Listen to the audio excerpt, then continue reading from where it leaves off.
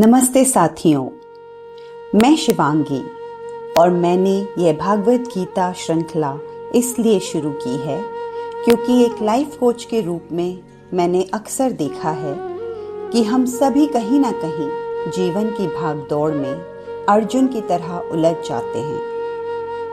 कभी संदेहों में, कभी जिम्मेदारियों में, कभी अपनी ही सीमित मान्यताओं में। ऐसे क्षणों में हर किसी को अपने जीवन में एक कृष्ण की आवश्यकता होती है।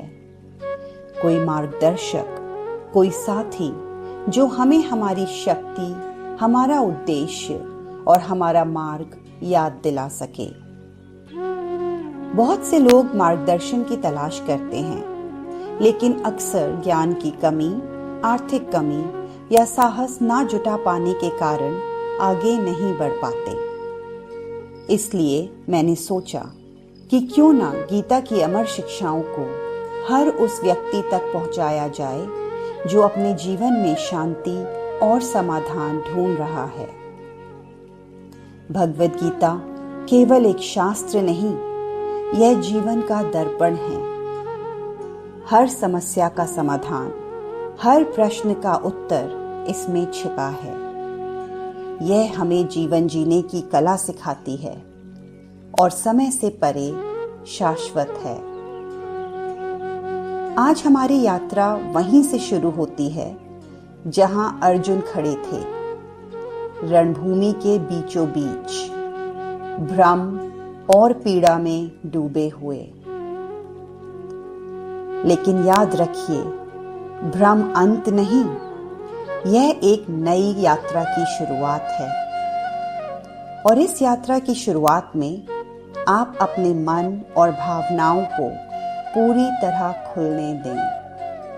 अपने भीतर की असुरक्षा, डर और शंकाओं को स्वीकार करें। बस उन्हें आने दें, बिना किसी रोक टोक के। यही वह क्षण है जब परिवर्तन की शुरुआत होती है। तो चलिए साथियों, इस यात्रा के लिए पहला कदम बढ़ाते हैं। आप सभी से निवेदन है कि अपनी आंखें बंद कीजिए।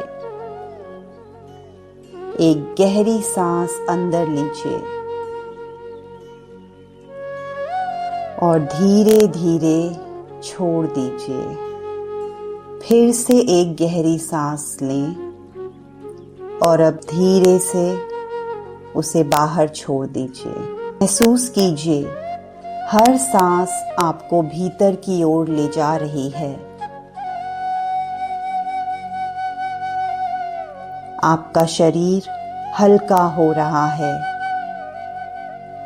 आपका मन शांत हो रहा है। अब धीरे धीरे अपने शरीर के अंगों पर ध्यान ले आइए। सबसे पहले सिर के ऊपर से,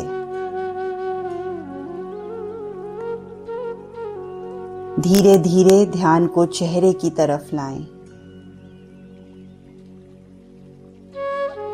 महसूस कीजिए कि तनाव पिघल रहा है। गर्दन और कंधे ढीले हो रहे हैं।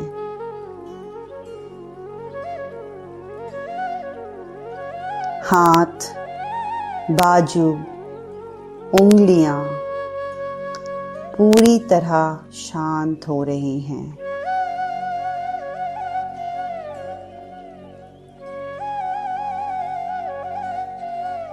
अब अपने दिल की धड़कनों पर ध्यान दें। हर धड़कन कह रही है, मैं यहाँ हूँ, मैं सुरक्षित हूँ, मैं यहाँ हूँ, मैं सुरक्षित हूँ। अब अपना ध्यान अपने पेट की ओर, फिर पीठ की ओर, और वहां से नीचे उतरते हुए अपने पैरों की ओर ले जाइए। सब हल्के और स्थिर हो रहे हैं।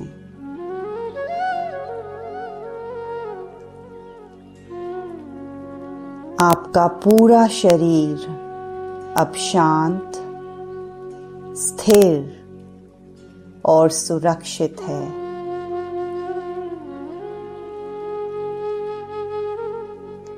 अब अपने जीवन की ओर ध्यान दें।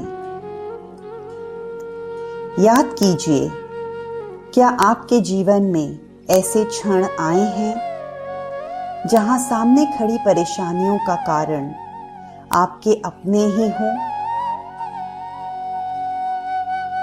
रिश्तों की उलझन, करियर का दबाव, आर्थिक चुनौतियां, अकेलापन या अपनी सीमित मान्यताएं। क्या कभी ऐसा लगा कि मैं नहीं कर सकता या किसी को मेरी बात समझ नहीं आएगी? अपने अंतर्मन से पूछिए, मुझे किस बात से डर लगता है?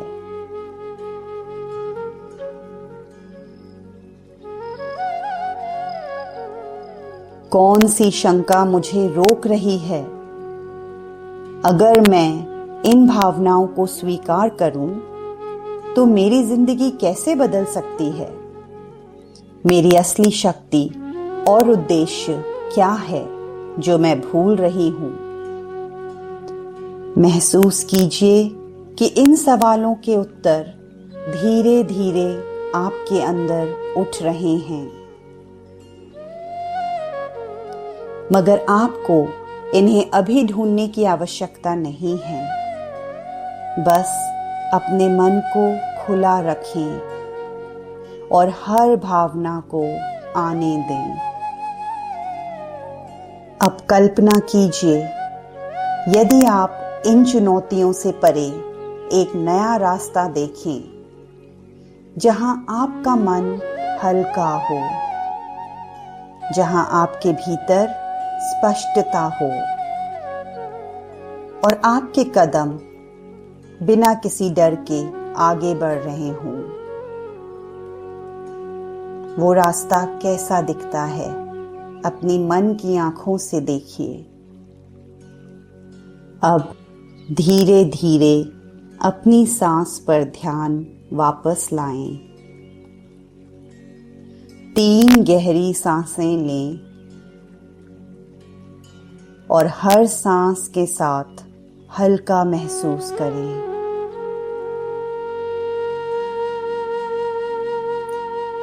हर बाहर छोड़ने वाली सांस आपके तनाव, डर और उलझनों को हल्का कर रही है।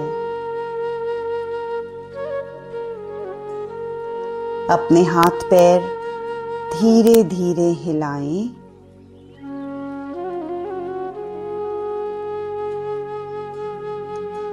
कंधे ढीले छोड़ें।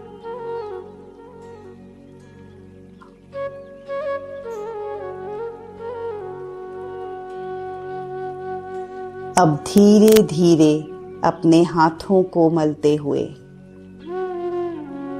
उसमें गर्माहट महसूस करते हुए अपनी आंखों के ऊपर अपने हाथों को लगाएं।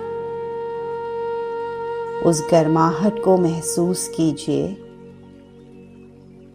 और धीरे से अपनी आंखें खोलें और हल्की मुस्कान लाएं।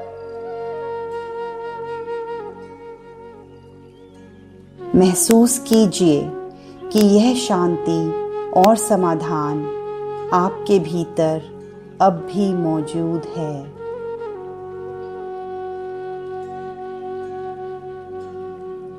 इस ध्यान को रोज दोहराएं। यदि संभव हो तो सुबह और शाम। अपने विचारों और भावनाओं को लिखिए।